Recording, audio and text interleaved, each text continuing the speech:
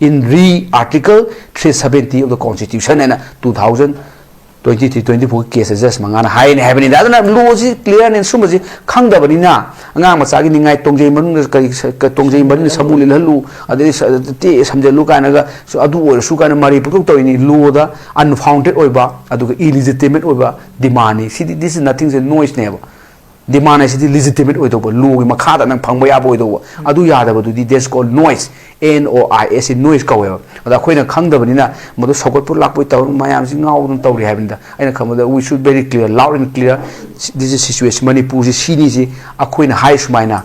a quick Empina, a quick Emelena, a quick State Minister, Governor the Higham Changaba, the Union Minister, the Prime Minister Higham Chang, Takam, oh Yadamani. Haibam say the Aroy, but my last comment see governor say, we respect governor. I give respect to the me do not go, office to go. I respect office of the governor, office of the president. And governor see my was low or any permission in lower. I do not Article 159 of the Constitution India was low. Man low was that I in the name of God Constitution. I Aroy with the putting and put up me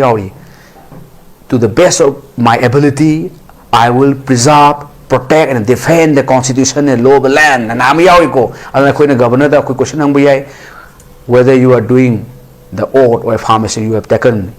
Nasi tamjari topic hai batare fresh firing objectives and consequences sai ba topic sig mari na kamai ni yengbe uja ngasi ngang nan thu ki boi khogi fogau chau khai ta numai kapsila ko gi thodok sing mari na kamai thambiu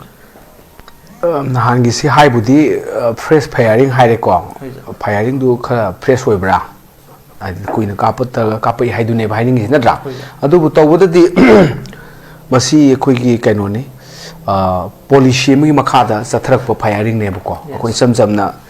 accidentally natragana ka momentarily kapsok panate masi khoi gi well plan tawba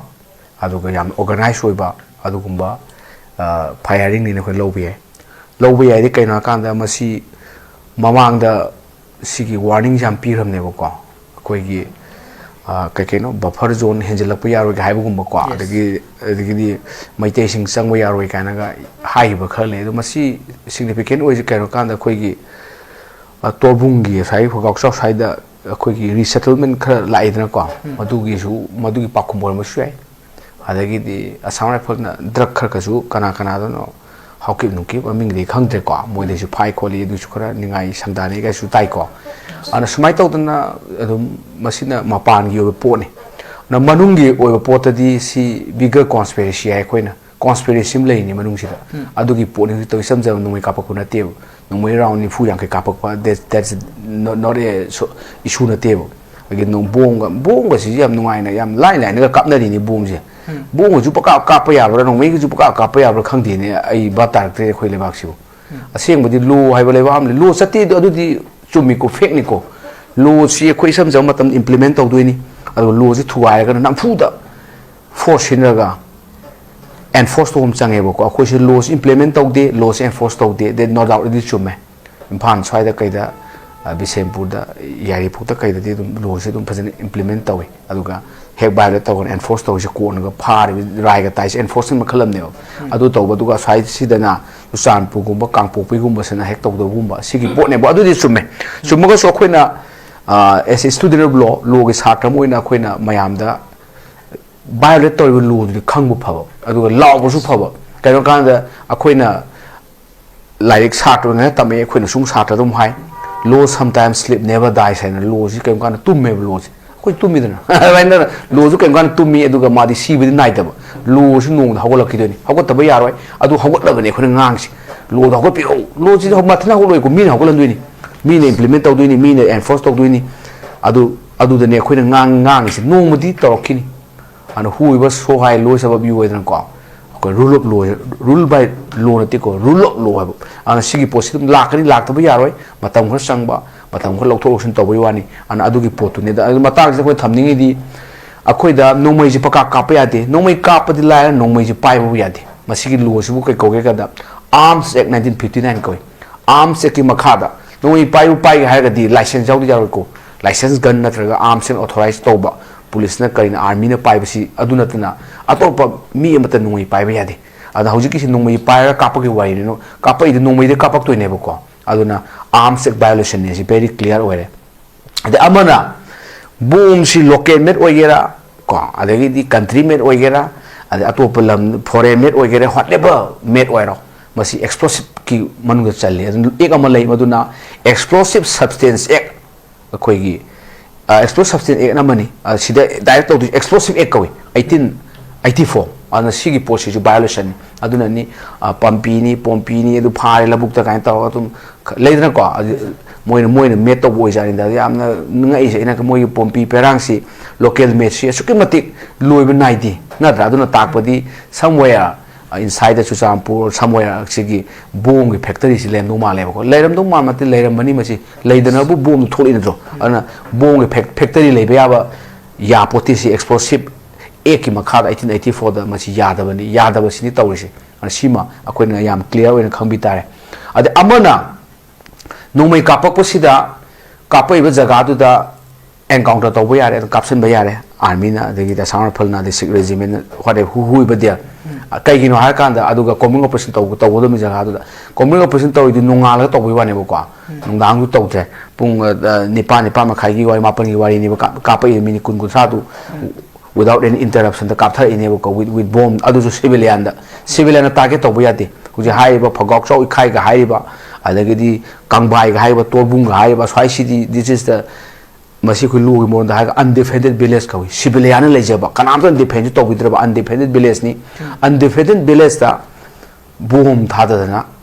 nomai kapsim bi suya da pore ko lo war gi matang ne haji adu yadaba tore ana mathang da ina haji na suma tor pusi lu mu le ri manipur de ana maming chat pa khoina deko ne an lo ga na haina ba ko up spies arm for special power in 1950 this police station khara na ta te de disturb area law thoi tro section 3 gi makhada up spy gi makhada disturb area law thoi ni once disturb area declare ta ta ga di section 4 will come into operation in section 4 matung di special powers committee section 4 of spa ne any jaga da sang bajai ade any jaga operation to bi ade di any kano da close premises is show thwa ga operation to ga doini mi pha ya doini da ka le di mi du adai da lotion ba ya doini ba ko aduna satigable laws ko aspa ya ning munate ko I am not against I am not in favor of aspa di ko logo be wajin repeal to hajeri we are one of the campaigner of aspa repeal to bugi adai na thamjeri na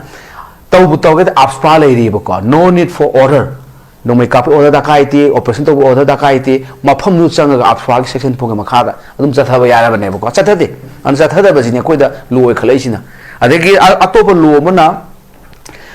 hujik nomai kapai ba kholi bisi magi main kaino di ngasai gi magi agenda separate administration adu ada na this different thing ni ko aduga magi immediate cause the effect kaino hakanda ngasai gi strike terror in the mind of people now people distract to terror mistake to now yong khunu kaptha ge hatok ke bomb thata ge leina ko adun takpodi strike terror in the mind of people now adu masigi sibu kai ko ke da terrorist ek kawe chi ai ai je strike terror in the mind of people se to ta terrorist ek ne ba adu sidani sui ko khoji manipur ji berani akhoi gi khara khang khara ko thanda ba phur ma khun thoi ha gadra akhoi gi masida la la na ga ho ja bi la la ngam jori ba sidani bera le je khoji ki law si very clear ni kai law na ka amana terrorist sing si terrorist organization en law thu ga moi mathak action law ba aduna law mani ko adu law sin kai ko ga unlawful activity prevention act 1967 kawai adu makhada ni terrorist organization law thok tu si mai section 30 ba ke makhada law thu ga schedule the war yaw terrorism mani yaw de ni hoji tam da kai da taw sing ji pambai parang kai ke taw se khoina ta ba khoina ta ba te magi unlawful activity prevention act ki magi schedule number 1 da yaw bani akhoi gi belly based extremist group kind taw mai te base ha ba kai no taw yaw ni pareng sana yaw ri ba adu kuki gi di not single yaw de ba ko adu ai haijari di that's called government policy ne ba government ministry of home affairs gi policy ne ba do aduna terrorist organization law thokpa haisina that's the government policy under section 35 and amending the schedule of the unlawful activity prevention 1967 ne sima clear adu amana ekto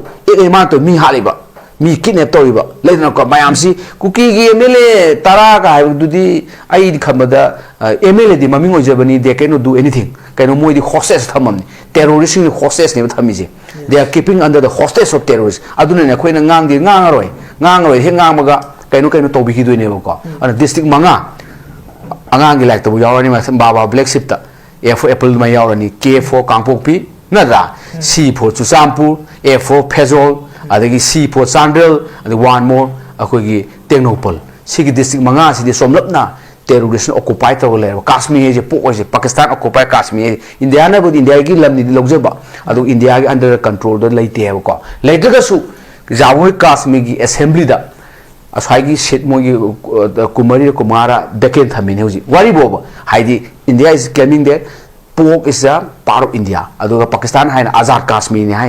Azad didn't get the that's the different thing. And India, the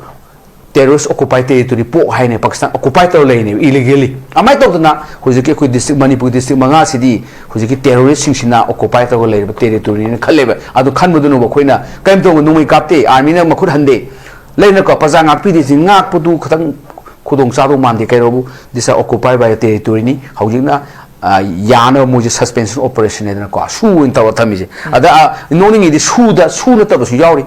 United Cookie Army at the Shu Yaw Dream. Adusu unlawful organizations Lautote, Adusu a Coitero and Sulatote City. This is a government policy never got. See the Loma. Adu Loma Kanakanda, terrorist key, egg to the go. Organization the table, side organization, egg. Individual say, must Pavay, Puway, I am between the DPV, Adusu, Samanana, unlawful activity previous Ekimakada, Pado in Masu. Organization do not take go. Me, the individual, as a member of that organization, can be arrested, can be booked, can be punished under the Commission of Terrorism Act. Kayawi, under Section 15 of Unlawful Activity Prevention Act. She loses according to Kangda, there's organization like to take the power. There's nothing to do because there's different thing. And Amana, who is the Lucy, Semdo, a noble law, Baratia, Nai Shanita 2023. I do section number Kayano, Amana 111. And organized crime. Organized crime is the kind of drug catoriba, human trafficking catoriba, Manipuda, Yamuayamna, no Maisi, Pactaman Pangi. We suggesting. Hayang Atopo government lak pada who's government Halakanese Halakagadi, a census sama, Mikok Tibonata, gun census some toxic. Gun census sing to the Yamna, Gunjam Leneko, the park capital gun, how many person holding park capital gun. I am to talk about Iron Color, could legit, a quidi, Kanam Peter Ming at an equity, gun pipe of Mimamle, gun census to Wuchaneboko. Aduma Sindu, organized crime coil. A question is the illegal immigrant Hariba, Adegi. Chopping weapons, my umpire, drone, Doranga Piper, the sniper rifle, America, Meradu Mekata, Simam Sibu, weapon, the arm trade key, illicit arm trafficking business, Makaram lady, only natural. She organized crime. At the Aquina was young, but drug, I say. But drug the party, missing organized crime section, you must see the palm, you come my dog John Condin. How do they know? Drug Matamasa Pabaduna, Zel Tabiria, also Uduna, do not know Salare. What about Moidi, drug cartel going motion. Drug cartel, I got the drug cartels is a screamating with the powerful name. Who tells you drug cartel, Yom do narco terrorist, Hajakamukana, I would hide it. And a drug cartel, Yom do drug cartels, you can Magidi, private army lane. Myanmar, the drug cartel, Myanmar government agreement signed to win. You drug cartels in other area, the Magi Empire never. I might talk to Nakusi, drug cartel, culture, Masula Amagadi, Berale, this all are organized crime never go. Adagidi illegal money mayama election daga illegal money sinarang money sinabdu nabu Manipur ji akoina tatkana haiba Manipur irang thoi sigi main ko sikanate this is the kainoni akoi sarkar pai ba obe pai de obe MLA sing sina magi constitution si khangdabadi thokpa thokdok ngakta ko the power come from constitution ki power lakto ni means the power se governor ki power se minister ki power MLA powers come from constitution moi di khangda me Delhi de lebining Delhi de exactly the power lo sa por so ko I have no idea aduna sigi aseng bade khone constitution se khangda bagi dosa ne ba khone tari aduna hujushu mathang election da kai da afaba constitution ga khara khangba khangda su khara nainaja mi hangba mu change ba ko MLA loi khangudi yaroi MLA se MLA ni haidi qualification education qualification laite MLA oibada tawdabu kare be singduna lebak ngak pa du di like si yaw dia poti leba ngak pa di constitution yaw dia poti akoina governance kai kainate governance in accordance with the constitution ni karam law pass to kada ge constitution yaw jini adu 7 schedule kawai law pa pass to ya poti central state gi to ya poti adu suma mayam si len law kai si len guys state subject nai adu di state assembly pass to gon to akoi di len law de state assembly pass to de koi sare 1960 gi akoi ni union territory oringa da parliament pass to lu chanari ne MLA LR ai si ka je amen to tho dong ni repeal to ka khoina no go sem ka hai dong adu du khang dra mina lu len se khoina sem dong ji khang ji lak tra mina dum do sa da du lei hai bani da adun law and order ka hai ba public order ka state subject ne du bera lai se lai ba army me asan phur mayam si they are in the aid of civil power ne mo ji independent act to ya de they are coming here in the aid of civil power act to no like aid mateng pang do civil power mateng pang no like hai bani da anu requisition tha ba du to da to yam changi process adu khoina civil power du de khoi khut lai ba ko army do khoi command bu di Indian army ne tor kani ade ministry ga sa army ha ministry of defense ade asam central armed police force ko emotion BSF ko se moina ministry of home affairs ma khan tor kani ba ko adu su command de Indian army to ga su order to entire policy program same do di in the aid of civil power principle ma kha den have ni da akoi si adu su constitution khang de ni ko adu su yaw bani schedule 7 schedule gi list number 1 de yaw do ni list number 2 gi 1 da su yaw ni in the aid of civil power in the aid of civil power project khang ta ga di lu da adu gi po ni adu minus main to ba adu huji ki po tu ni adu ga huji ki do bigger conspiracy da si terrorist occupy to ro territory ni adu ga moi sing ji huji ki 111 over 10 sanitation organized crime kore 113 section number kalaga 113 113 hausi gi number gum jani ni 113 sida kay yaw ga terrorist act ni rakone terrorist act sang yaw ani terrorist act id kay no mi hat pa mi ngon bong kap san ba mi ngon phu ba lut to ba adagi kidnap to terrorist act mayam yaw ani aduga amasu yawi or haraga strike terror in the mind of general public and ham yarani da duni strike terror to bong kap no mai kap ki hali ni akoi na ha ya da ga yong kap tharage tingthat tagi nadra aduna kanam tabu befitting reply ping ampote en kham da adu gi pot nama si terrorist ek ne khoi book to go bani moi pha ga da bani terrorist ki hidak lite ko there is no medicine for terrorist terrorist ki hidak ti ma sayan ta hon ba natraga na encounter on the spot ada solution bi angang olhan ba jing thopan nga hai angang olhan gro ji hadi phawtam ni yaw tam angang olhan gro hai ni ba solution gro hai ne ba hujing death penalty hai ji lo gi manon da ana terrorist ki di terrorist ni mo ji clear ni ko se da lap thok lap ai singdu da du ne mayam ni khang da lap thok tam ni yaro hai ri ana lo du de khone sum sak sa ba dong cha ta podong tawler mina hujing po to supreme court case mayam du lai ri kano daga tas hotel daga dagi di Sibaji terminal daga attack taw idu terrorist lautok to ying lagi du boy phaga mo lautok ni ka ba de nu wa to bam chana re habni da ad ek tu da action taw wa ngam daga na ket wa ro ket di khoi gi black cat en lai da ne ko khoi gi national security guard en lai terrorist counter terrorist ki ta train taw da adu moi gi nickname je black cat ko ati amu mo le sha lak tu ni ket ki ta sathi ja re black cat manga to tang thara na khai ba da dum loi ja ne ba du khoi da thajin ba gi kele ba du leite chini political will le taw du thabak tu di politics na taw du ne lo di sile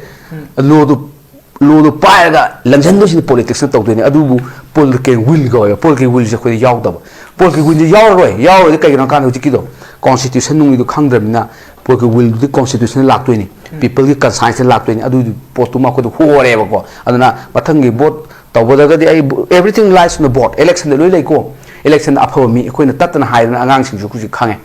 mi plus hut ai mi hut akhoi khali mi hut na tro they are representing us ni democracy ko leba tu pai committee ko wan vote thada ga loi chai manga moi pai du ni aduna vote thada ba si da khoi na pure mi plus hut ai inga english ki londa angang gi do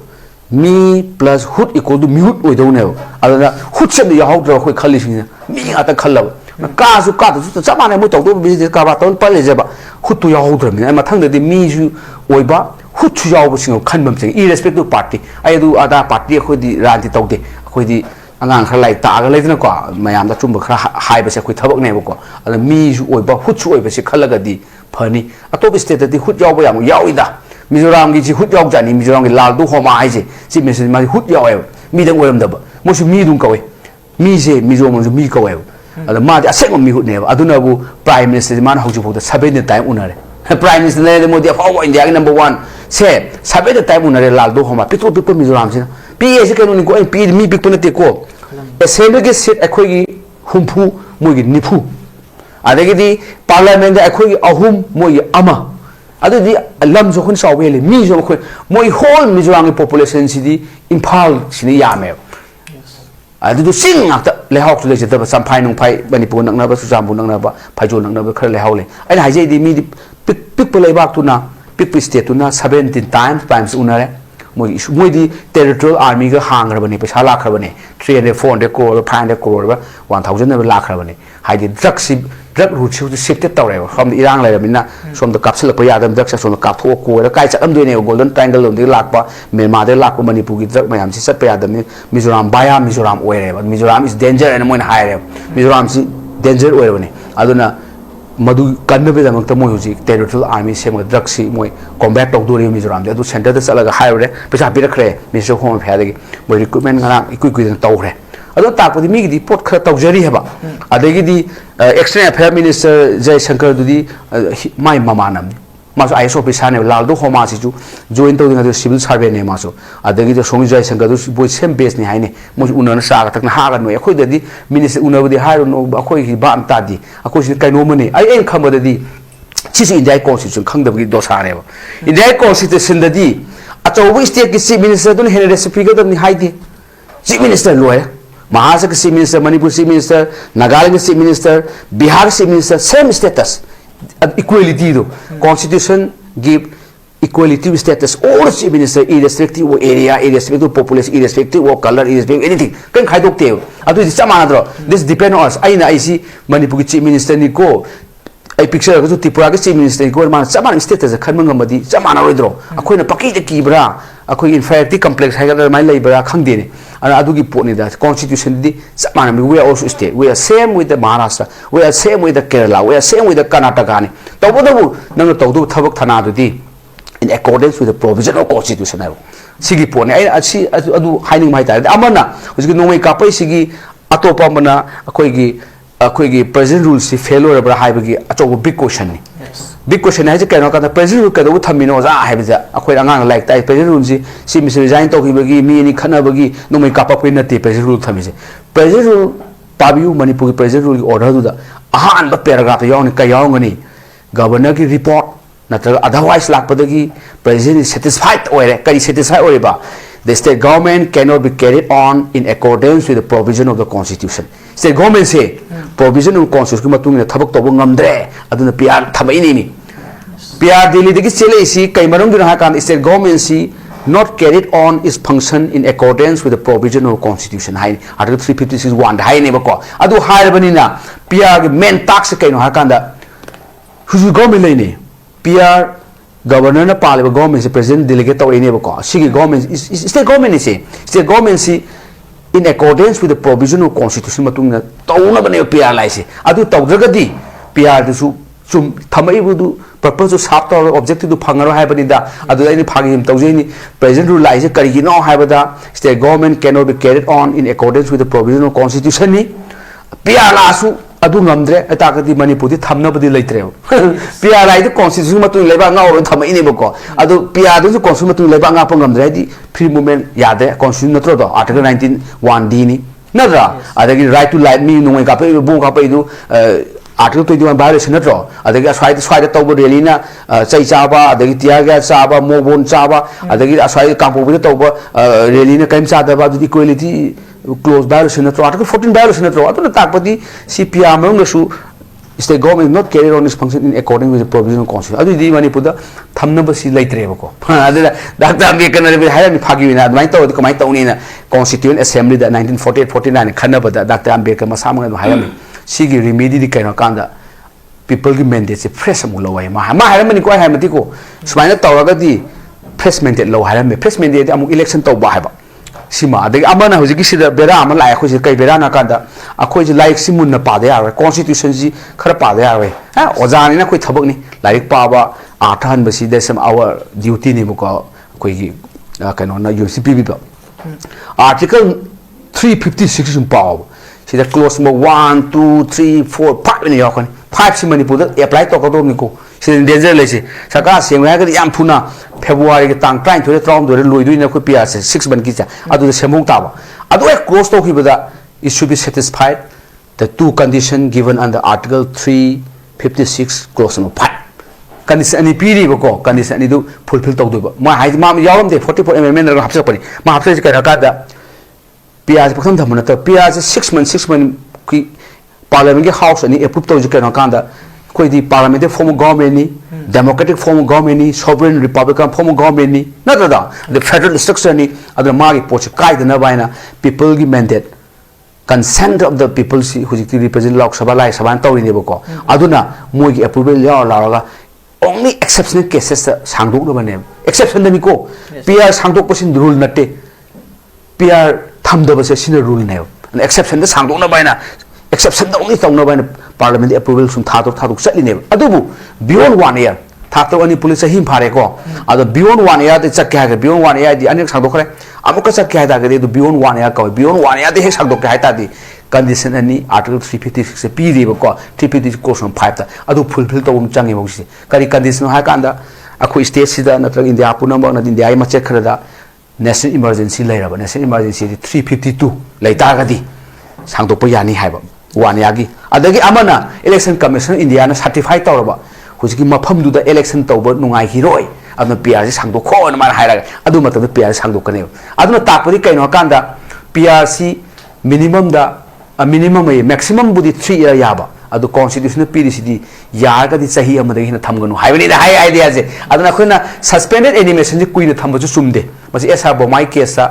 yawbani suspended animation should not be used resort to a such yam lo le moina hai suspended animation ni thamanga am tar um thamne ba akoi sahi ga phajala ka dore je sisu koi tongan ba suspended animation makhalam ne khoji new form of suspended animation mani bu toje ka aduna ai si suma sing nei na ka da constitution si swai da phak khar tar e ba ko adu aina khama si mayam sa ko mun khangbi ba aduna aina khamba da handaki February tang 2000 kano gi 27 gi swai da ga amuk extension gi swai da di phak tar ane ba ko aduna dissolution gi posu yamna wang hai ta constitution pa ba ni ko thengna jai se adu gi porama aduna sarkar yam to sembam changi na ko sarkar sem da ba si moi de leite number ga tu ko chana de manipur the numbers no country manipur di everything done by center ne ba and center loi tok jabri na ko sarkar sem kholu sai da thodon hai ba kana roi da kana de mon su sem ga khan gi de sarkar sem ba ni yom de claim tok doi ne claim ga loi ba mo yang khai hum ku thra te ko thai ba nu chala ga claim tok nu te claim should be done by only one person representing he or she will be the leader and he will be appointed as chief minister by the governor under article 163 ki makha da hapa ka doi ne chief minister adu ni claim akoi ken hai se council minister to aid and advise the governor as one sai 163 ni claim tok ni 160 ma khada simisa hapani aduga atopa minister singduna adu su governor appoint tawoni on advice of chief minister adu de government formation government committee council minister duni ate no south talk wani council minister is a real executive power of the government lies in the council minister ne haibani da adu potu constitution yawbani adu du nainadra di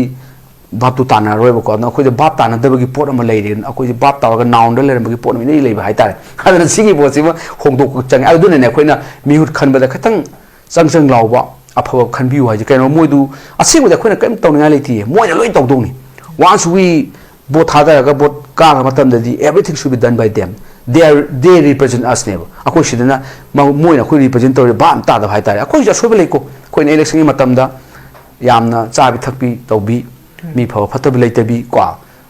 pasang sa taroga masai yom thoki ba haitare adu gi do sani da singmodi amasi interrelated business circle ni tawdo bhanda ki matang sa awon mom changi no bla ko election se we ho tawdo huji agenda du ni ko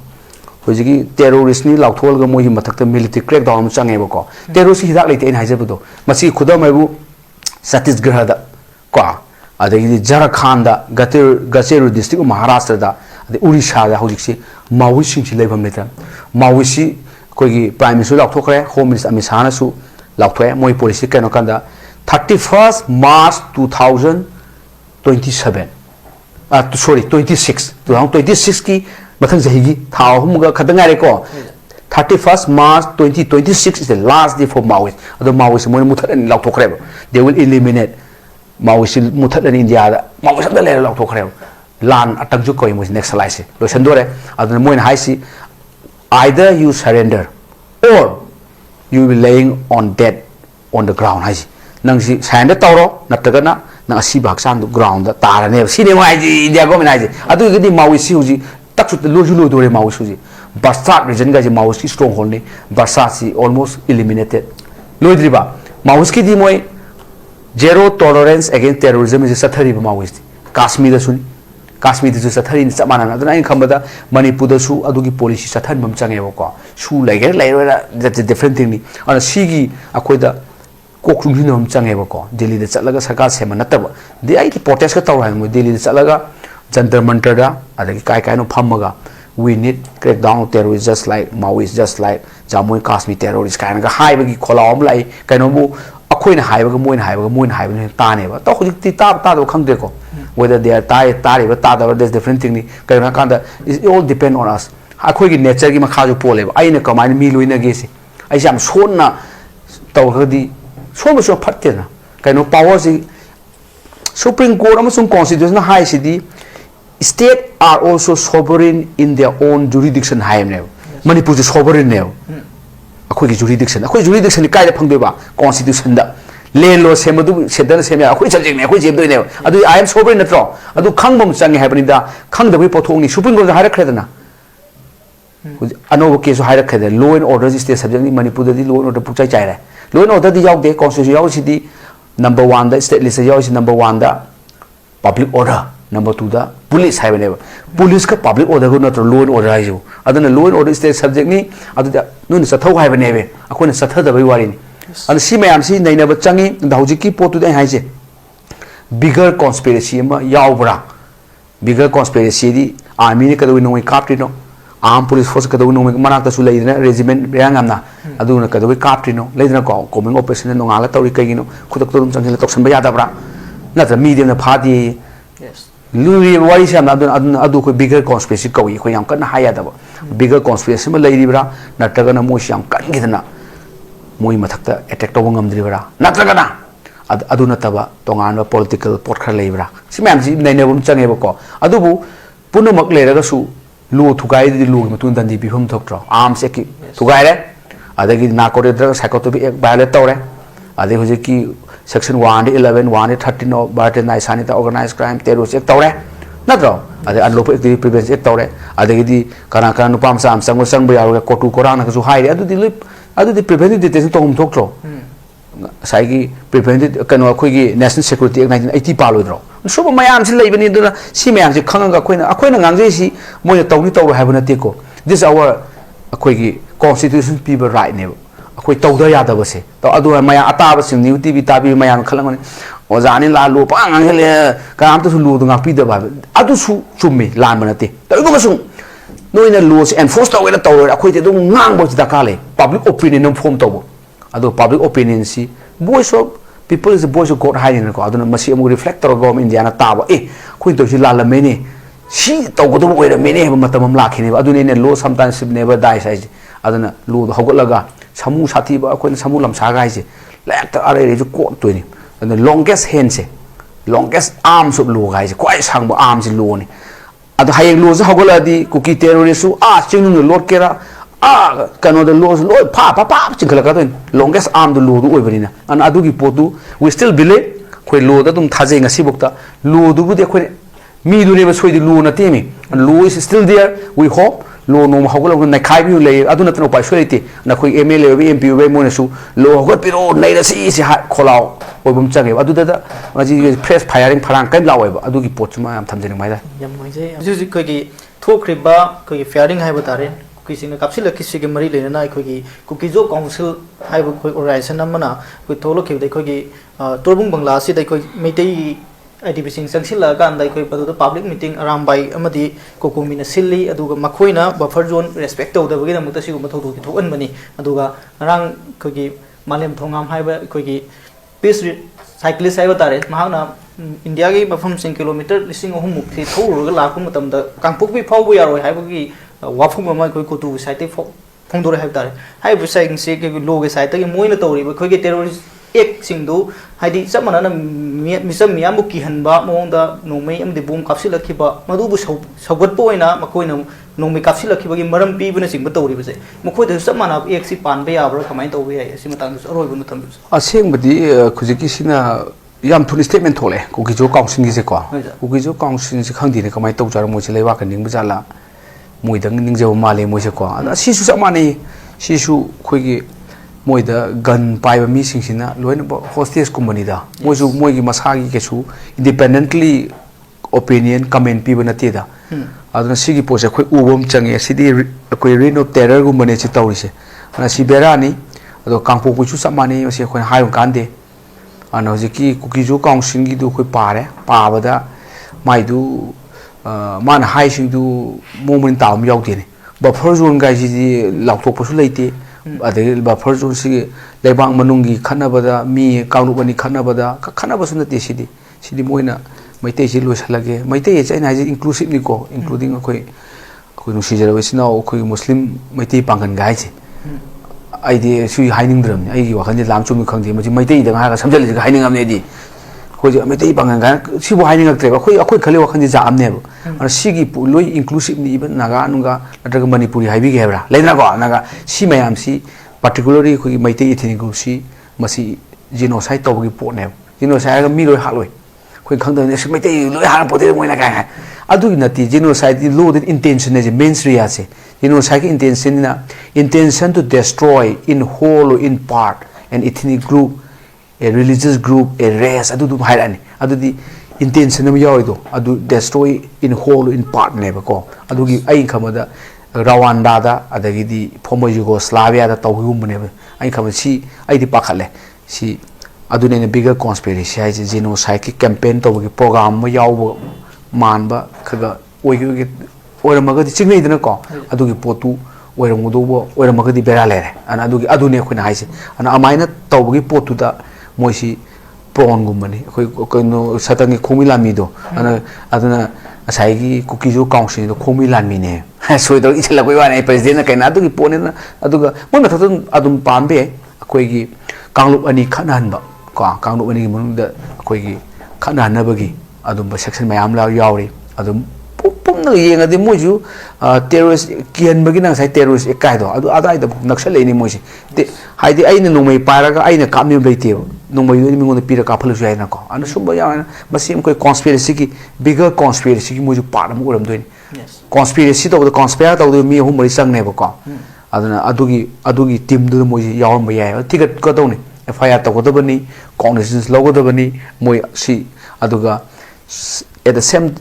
on the same footing the nekhu kangpo pi kotu na tawri su ITL ma tawri su adu ne ba ko samane moi ju terrorist ki mouthpiece ku mani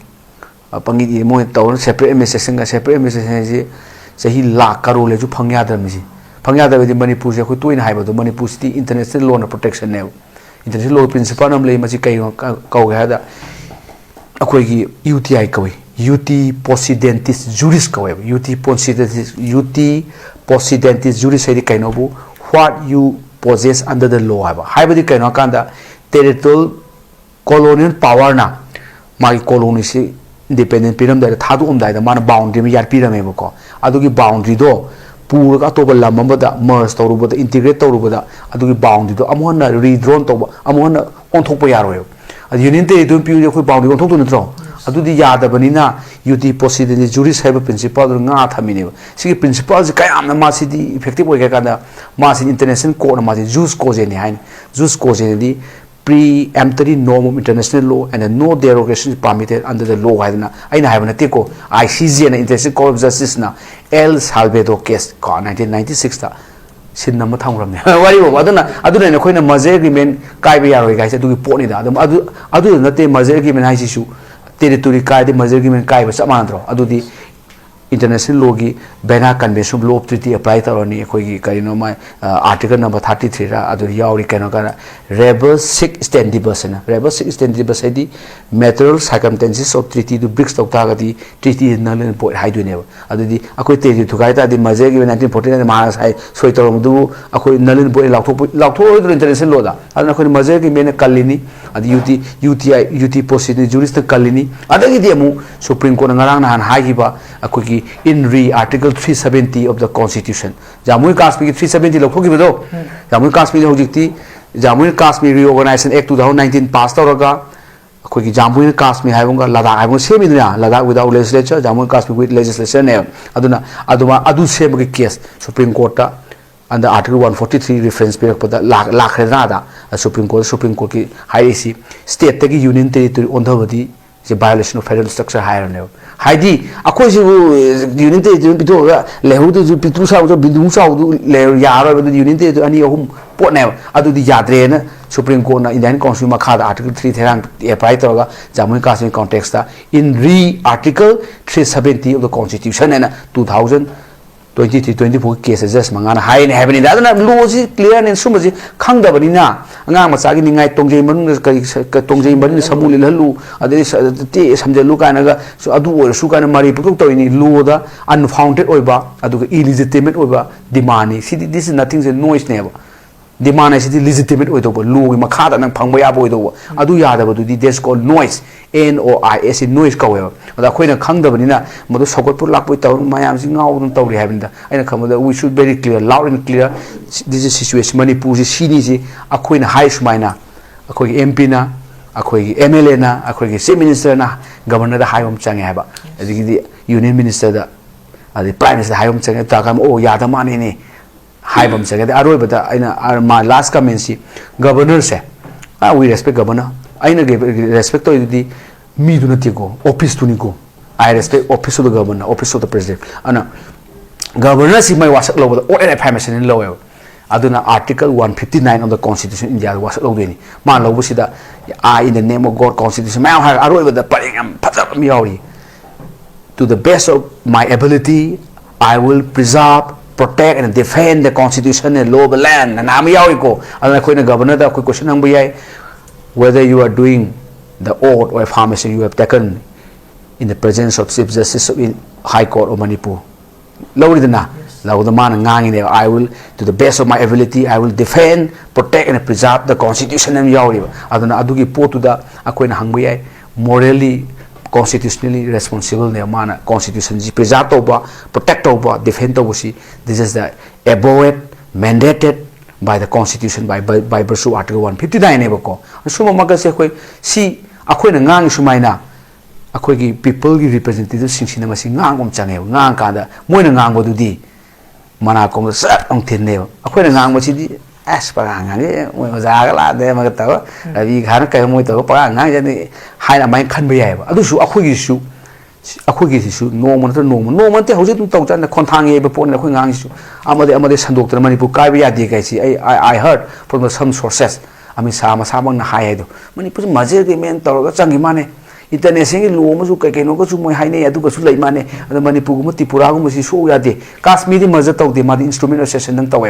adu ko si man hai na aina I the reliable source so oirang do ma mai ga hai tai ba ko aduna takpadi akhoi ni hide launari ba khanari ba si yengbu di mi yamna mi ka chu khodi there's no lakhs of audience like te ba khodi Salman Khan na sei ma sak pana tra moza prim lok thop di mi karo du karu mu yeng ga doi ne ba ko akhoi lai ma pa law do mi ni sim tai ni pa na kumunga yang khai ga yeng di yam yeng he do ne ba ko adu that's different thing ni not number of audience not counted but adu ki khontang ye ya ga khamada yau do mi do adunga yobiu aduga sanaiba Manipur si kaidaba ade firing kai tawsun da the fire ta holo pharo puluro loi matun dandi pibiro aduga terrorist ina aroiba submission da hidak leite moidi encounter on the spot lotion machine da leite thamjani yam noiching asi ki thamjari topic sida panelist tension bere machine yam faja work sing thambira boidam thagat madi kai khumsari ngasi ki tension beramba hal pabung zamani amadi ngasi uji tension bere boza rabi amadi oza pramanda puno kai kuno busari ming tabe puno buso roi boinai konon khurumjari